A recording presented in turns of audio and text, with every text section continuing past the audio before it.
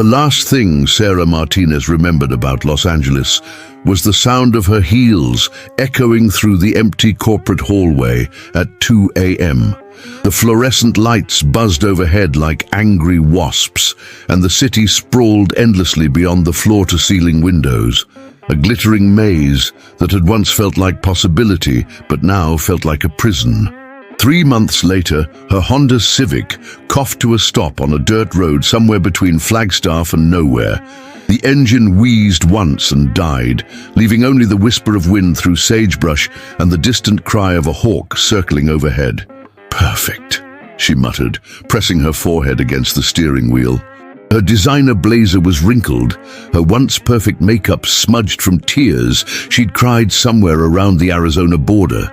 The silence pressed against her ears, so different from the constant hum of traffic, sirens and construction that had been the soundtrack to her 32 years of life. She climbed out of the car, her heels immediately sinking into the red dust. The landscape stretched endlessly in every direction. Rolling hills dotted with juniper trees, mesas rising like ancient cathedrals against a sky so vast it made her dizzy. The late afternoon sun painted everything in shades of gold and amber, and for the first time in months Sarah felt something other than numbness. She felt small. Her phone had died hours ago. No signal anyway. The corporate world she'd fled, the corner office, the six-figure salary, the penthouse apartment overlooking the Hollywood Hills, felt like someone else's life now, like a movie she'd watched once and half forgotten. Mom was right, she whispered to the wind. I should have stayed in Tucson, but she couldn't go back, not after the breakdown in the boardroom, not after the pills. Not after waking up in her car in a Whole Foods parking lot at 3 a.m., not remembering how she'd gotten there. She walked a few steps from the car, her heels clicking against scattered stones. The silence was overwhelming. In LA, there was always noise, something to distract from the emptiness inside. Here, there was nothing but her own breathing and the vast, indifferent sky. That's when she saw the dust cloud approaching from the north. A horse and rider materialized from the haze like something from another century. The horse was a paint, brown and white patches that caught the dying light, and the man sitting its back seemed carved from the same stone as the mesas around them. He wore a weathered cowboy hat pulled low over his eyes, faded jeans and boots that had seen 1,000 sunrises. He slowed as he approached, and Sarah found herself taking an involuntary step backward. There was something about him that made her nervous, not threatening exactly, but intensely present in a way that people in her world never were. Car trouble. His voice was quiet, gravelly, like he didn't waste words. It just died. Sarah gestured helplessly at the Honda. I don't know anything about cars. He dismounted with fluid grace, ground-tying his horse with a gentle word in Spanish. Up close, she could see he was probably in his 40s, with silver threading through dark hair and lines around his eyes that spoke of squinting into too many sunsets. His hands, when he popped the hood of her car, were scarred and calloused. When's the last time you had the oil changed? He asked without looking at her. Sarah blinked. Oil changed. And now he did look at her, and she saw something that might have been amusement in his dark eyes. City girl. It wasn't a question. Heat flooded her cheeks. I had people for that stuff. Had? The simple word hung in the air between them. Sarah wrapped her arms around herself, suddenly aware of how ridiculous she must look. Designer clothes covered in dust, standing in the middle of nowhere like some lost tourist. It's complicated, she said finally. He nodded, as if complicated was something he understood. Engines seized. You're not driving this anywhere. Panic fluttered in her chest. What am I supposed to do? I don't have anywhere to go. The man studied her for a long moment, and Sarah had the unsettling feeling he could see right through her carefully constructed defenses to the hollow, frightened woman underneath. Name's Elias Moreno, he said finally. There's a town about 5 miles south, Cedar Ridge. Not much, but it's got a motel and a mechanic. Sarah. She paused. Sarah Martinez. Something shifted in his expression at her last name. "You got family around here?" "No, nobody anywhere really." The admission slipped out before she could stop it, and she immediately regretted the vulnerability it revealed. Elias was quiet for another moment, then whistled softly. His horse lifted its head and walked over, reins dragging in the dust. "Can't leave you out here," he said, swinging back into the saddle. "Storm's coming in tonight." Sarah looked at the clear sky, confused. "It doesn't look like you can smell it in the air, feel it in the pressure." He extended a weathered hand down to her. "Come on, Cisco can carry two." Sarah stared at his hand. In her old life, she would have called an Uber, or her assistant, or someone from the company to handle this. She would have thrown money at the problem until it disappeared. But her old life was gone, and this man, this stranger, was offering help with no expectation of anything in return. She kicked off her heels, tossed them into the back seat of her dead car, and took his hand. His grip was strong and steady as he pulled her up behind him. The horse shifted slightly under their combined weight, but seemed unfazed.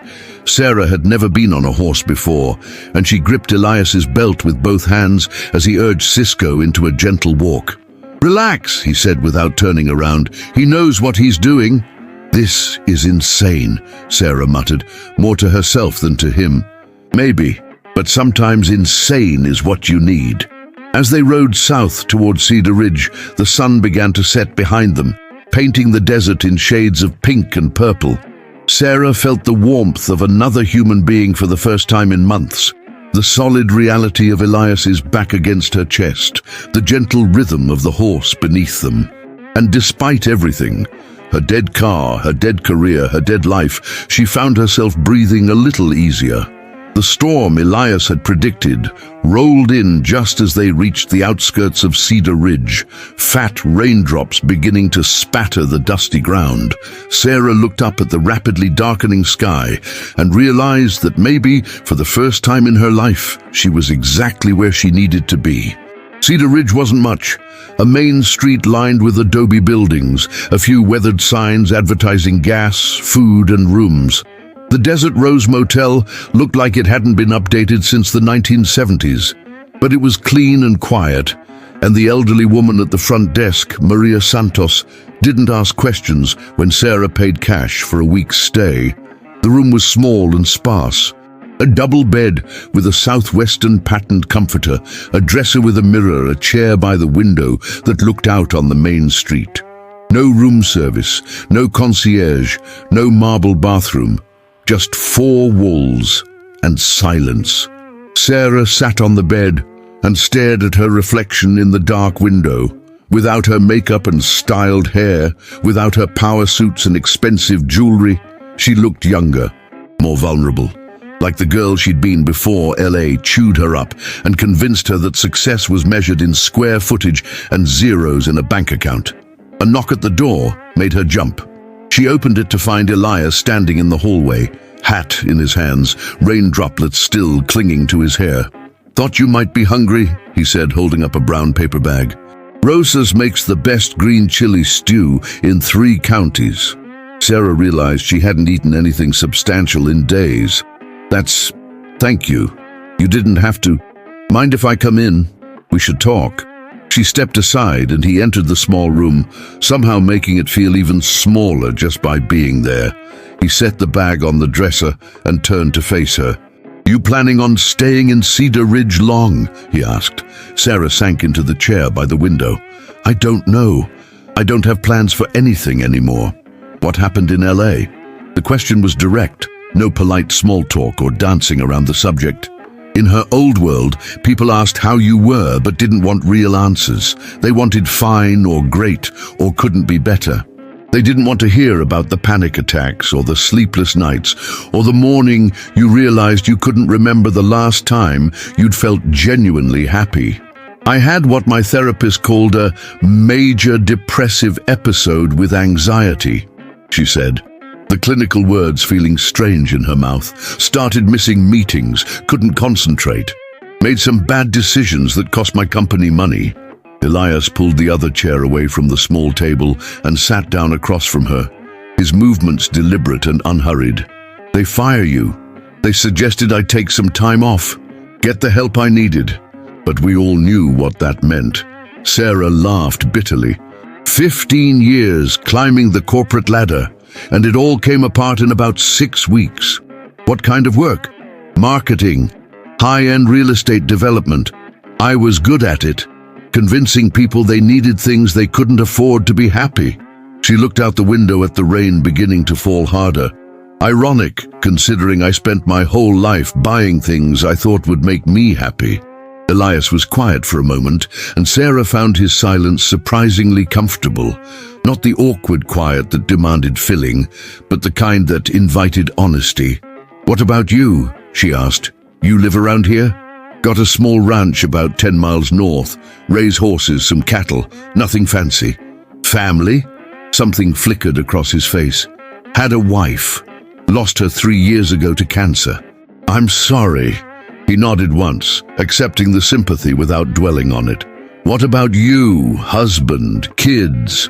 "Almost got married once, but I was working 60-hour weeks, and he wanted someone who could actually show up to dinner occasionally." Sarah opened the bag he'd brought and found a container of stew that smelled incredible. Turned out he was right to leave. "I didn't know how to be with another person, still don't. Takes practice," Elias said, "like anything else." Sarah took a bite of the stew, and it was so good it almost made her cry. When was the last time she'd tasted food, really tasted it, instead of just mechanically consuming protein bars and takeout while scrolling through her phone? "This is amazing," she said. "Rosa's been making it the same way for 40 years. Her grandmother's recipe. Does everyone in this town know each other?" "Pretty much. Population's about 400. Gets smaller every year as the young people leave for the cities." He looked at her steadily. "Not many people come the other way." "From the city to here, you mean?" "From anywhere to here. Cedar Ridge isn't exactly a destination." Sarah set down her spoon. "Maybe that's what I needed. A place that isn't trying to be anything other than what it is." "And what's that?" She looked out the window again, at the rain falling on the empty street, at the single streetlight casting a warm circle of light in the darkness. "Honest," she said finally. Elias stood up. "Rain's supposed to stop by morning. If you want, I can show you around tomorrow, help you get oriented." "Why are you helping me?" The question came out more bluntly than she'd intended. He paused at the door, considering. "Because someone helped me once when I needed it, and because you look like someone who's forgotten how to let people care about her." After he left, Sarah sat by the window and watched the rain. For the first time in months, she wasn't thinking about her career or her failures or what she was going to do next. She was just watching water run down glass, listening to the gentle drumming on the roof, breathing in and out. She fell asleep in the chair and woke up stiff but oddly rested as the first light of dawn crept through the window. The rain had stopped, and the air coming through the slightly open window smelled clean and new. There was a soft knock at the door. Sarah opened it to find a young woman about her own age holding a cup of coffee and a small bag. "I'm Rosa Santos, Maria's daughter. I run the cafe." She had kind eyes and a warm smile. "Elias said you might like some coffee and one of my breakfast burritos." "That's incredibly kind," Sarah said, accepting the offerings. "How much do I owe you?" Rosa waved her hand. "Welcome to Cedar Ridge. First one's on the house." As Rosa walked away, Sarah realized something that made her stomach tighten with an unfamiliar emotion. These people were being kind to her for no reason, not because she could do something for them or because they wanted something in return, just because she was a human being who needed help. She'd forgotten that was possible. Elias appeared at her door at exactly 9 o'clock, and Sarah found herself grateful she'd woken up early enough to shower and put on the only casual clothes she'd packed, jeans and a simple white blouse. "Ready for the grand tour?" he asked, and she caught what might have been the hint of a smile. They walked down the main street together, and Elias introduced her to the rhythm of Cedar Ridge. There was Pete's garage, where a grizzled mechanic named Pete Yazzie told her it would take at least 2 weeks to get parts for her Honda. There was the general store run by the Chen family, who'd moved here from San Francisco 20 years ago, looking for a quieter life. There was the small library, housed in what used to be a church, where an elderly woman named Dorothy was teaching 3 local kids how to research their family histories. "It's like stepping back in time," Sarah said as they walked past a group of men playing dominoes under the shade of a ramada behind Rosa's cafe. "Different time," Elias corrected. "Not better or worse, just different." They walked to the edge of town, where a dirt path led up a small hill. The climb was easy, but Sarah found herself breathing hard. When was the last time she'd walked anywhere that wasn't between her car and a building? At the top of the hill, the view took her breath away for a different reason. The entire valley spread out below them, a patchwork of green fields and red rock, with the mountains rising in the distance like ancient guardians. "My God," she whispered. "It's different than LA, doesn't it?" Elias said. "In LA you can see for miles, but it's all just more city, more buildings, more cars, more people." Sarah turned in a slow circle, taking in the vast landscape. "This feels infinite." They sat on a flat boulder, and Elias pulled out a thermos of coffee and 2 cups. The ritual was simple, unhurried. Pour, sip, watch the morning light change the colors of the rocks. "Can I ask you something?" Sarah said after a while. "Sure. Yesterday, when I told you my last name was Martinez, you looked, I don't know, like you recognized it." Elias was quiet for a long moment, staring out at the valley. "My wife's maiden name was Martinez, Elena Martinez. She grew up in Tucson." Sarah's heart skipped. "Elena Martinez from Tucson. Would she have been about 38 now?" Elias turned to look at her, his dark eyes searching her face. "You knew her? She was my cousin, my mum's sister's daughter." Sarah felt tears prick her eyes. "We lost touch when I moved to LA. I heard she'd gotten married, moved somewhere rural, but—" "Small world," Elias said quietly. "She died of cancer? Cervical. By the time they caught it, it had spread." His voice was steady, but Sarah could hear the grief underneath. "She fought for 2 years, never complained, not once." Sarah wiped her eyes with the back of her hand. "She was always like that, even as kids. I remember when we were maybe 10, she found this injured bird, spent weeks nursing it back to health, never once doubting it would fly again." "That sounds like Eleanor." Elias poured more coffee into their cups. "She used to say that hope wasn't about expecting good things to happen. It was about deciding to keep going, even when you couldn't see the good things yet." They sat in comfortable silence, both lost in memories of a woman who had connected them across time and circumstance. "Is that why you helped me?" Sarah asked finally. "Because I'm her cousin?" Elias considered this. "Maybe partly, but mostly because Elena would have wanted me to. She never could stand to see someone suffering alone." "I don't know how to not suffer alone," Sarah admitted. "I've been doing it so long, I don't remember any other way." "Then we'll start there," Elias said. "Learning to be around people without having to perform or pretend or prove anything." Over the next several days, Elias became her guide to a different way of existing. He showed her how to read the weather in the behavior of clouds, how to tell time by the position of shadows, how to move through the world without constantly rushing toward the next thing. At his ranch, she met his horses, Cisco, who'd carried them both that first night, and 3 others. Luna, a gentle mare with kind eyes. Thunder, a spirited stallion who reminded Sarah of Elias himself. And Esperanza, an old mare who'd been Elena's favorite. "I don't know anything about horses," Sarah said the first time Elias suggested she help him with the evening feeding. "They don't know anything about marketing executives," he replied. "Seems fair." He taught her how to approach them slowly, how to let them smell her hand before touching them, how to brush their coats with long, steady strokes. The work was meditative, requiring nothing but presence and gentleness. "In the city, everything moves so fast," Sarah said one evening as she brushed Luna's mane. "You're always thinking 3 steps ahead, planning the next meeting, the next deal, the next promotion. Here I can just be here. Elena used to say that the horses taught her how to live in her body instead of in her head, Elias said. They don't care about your 5-year plan or your quarterly projections. They just want to know if you're present and if they can trust you. Can they? Trust me, I mean. What do you think?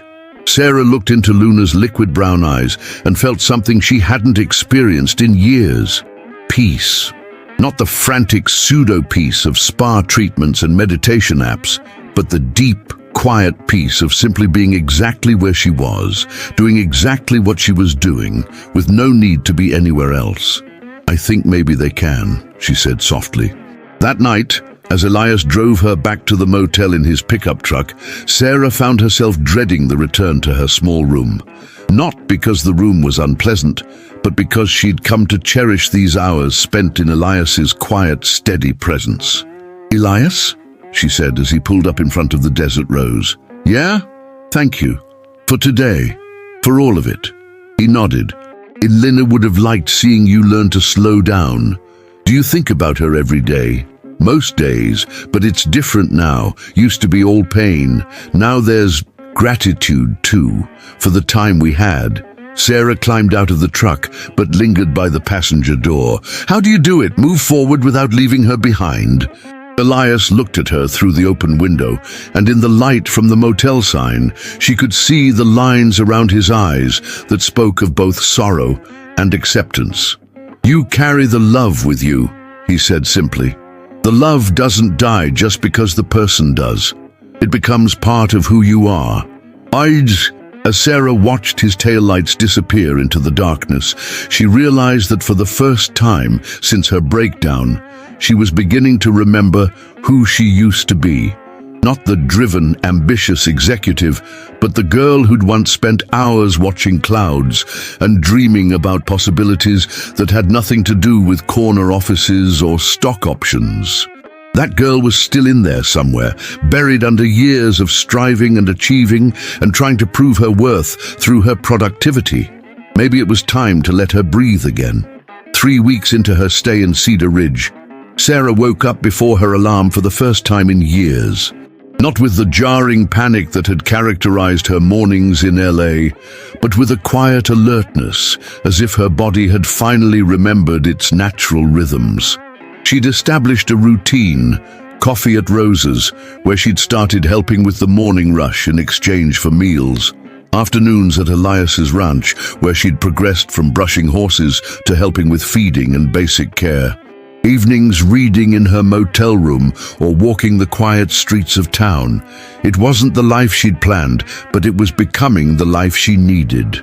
This morning, she found Elias waiting for her outside Rosa's cafe, 2 travel mugs of coffee in his hands, and an expression that suggested something different about the day ahead. "Feel like taking a longer ride?" he asked. "There's something I want to show you." They drove north in his pickup, past his ranch and deeper into the high country.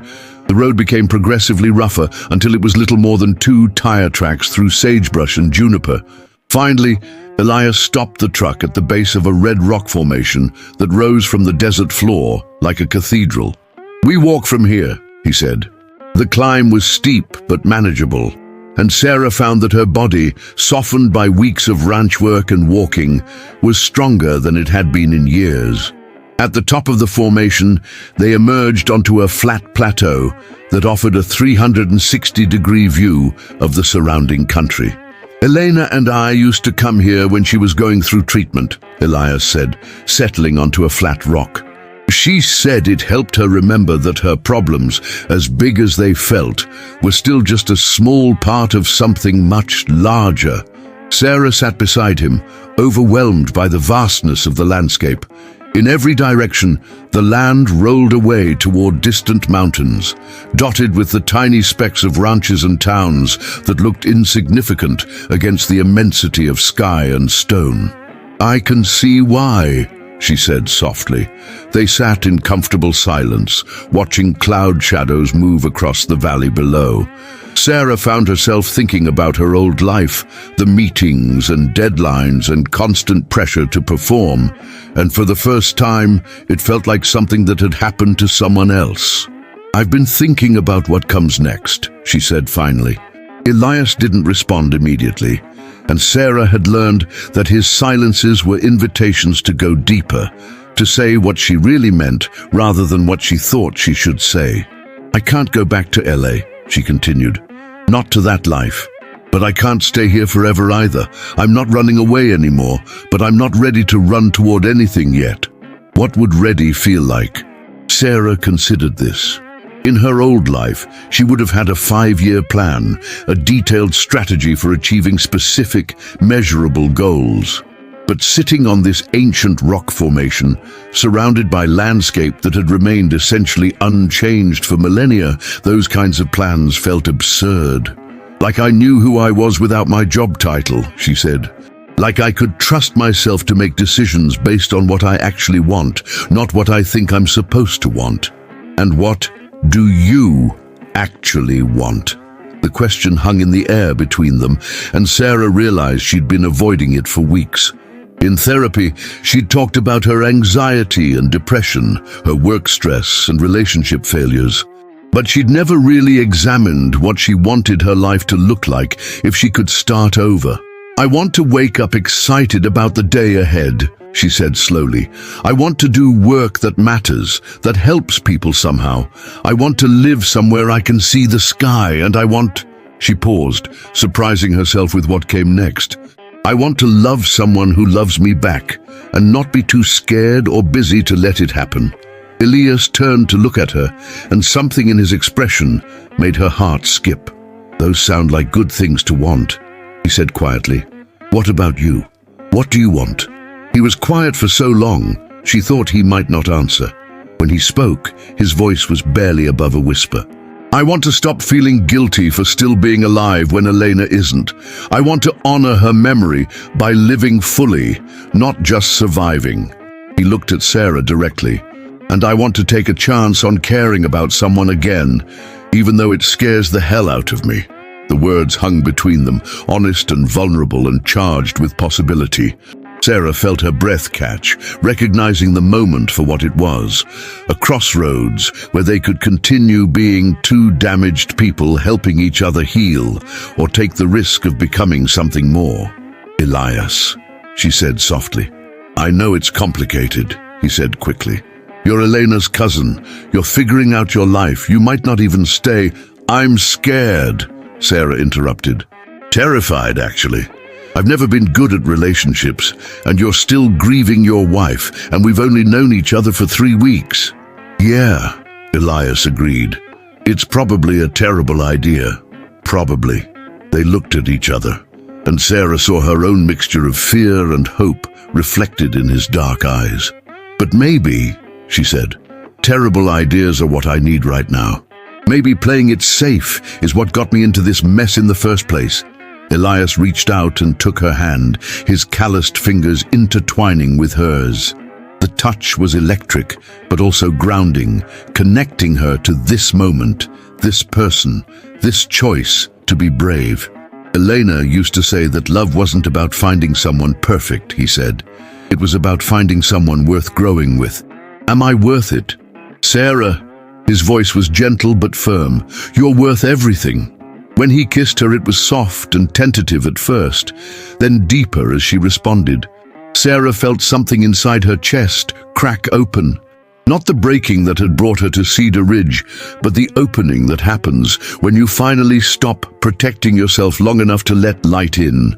When they broke apart, she was crying, but for the first time in months, they were tears of relief rather than despair. "I don't know what happens next," she said, leaning her forehead against his. "Nobody does," Elias replied. "That's what makes it an adventure." 6 months later, Sarah stood in the yard of the small house she'd bought on the outskirts of Cedar Ridge, watching Elias work with a young horse in the round pen he'd helped her build. She'd used part of her savings to start a small consulting business, helping rural communities develop sustainable tourism strategies that honored their heritage while bringing in needed revenue. It wasn't the corner office or the 6-figure salary, but it was work that mattered, work that let her travel throughout the Southwest, connecting with people and places in ways her old job never had. Her phone buzzed with a text from Rosa. "Dinner at 6? Made your favorite green chili stew." Sarah smiled and typed back, "We'll be there." We. Such a small word, but it represented everything she'd thought she'd lost. The ability to be part of something larger than herself, to care and be cared for, to build a life based on connection rather than achievement. Elias caught her watching him and grinned, leading the horse over to where she stood leaning against the fence. "Penny for your thoughts," he said. "Just thinking about how different my life is now," she said, reaching out to stroke the horse's neck. "A year ago, if someone had told me I'd be living in a town of 400 people, helping train horses and eating dinner with friends every night, I would have thought they were crazy. And now?" Sarah looked around at the landscape she'd come to love. The red rocks catching the late afternoon light, the vast sky that never failed to remind her of her place in the larger scheme of things. The man beside her who taught her that healing wasn't something you did alone. "Now I think maybe crazy is exactly what I needed," she said, standing on her tiptoes to kiss him. As they walked toward the house together, Sarah felt something she'd almost forgotten existed: gratitude. Not the forced gratitude of self-help books and inspirational memes, but the deep, quiet gratitude that comes from recognizing that sometimes the worst thing that can happen to you is also the thing that saves your life. The city lights had faded, but what she'd found in their absence was infinitely brighter, the steady glow of a life lived authentically, surrounded by people who knew her as she truly was and loved her anyway. She was home.